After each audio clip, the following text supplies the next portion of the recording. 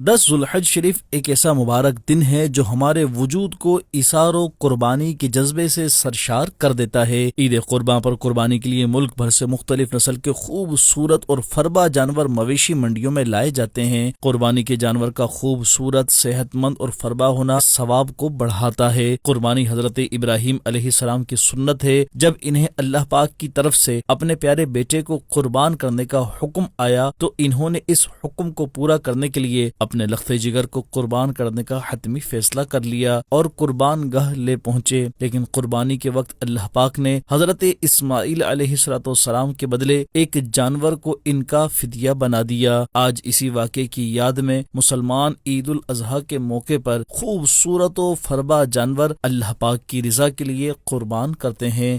ہے حجاب آتش دوزخ سے قربانی، خوش دلی سے اجر کے طالب کی قربانی۔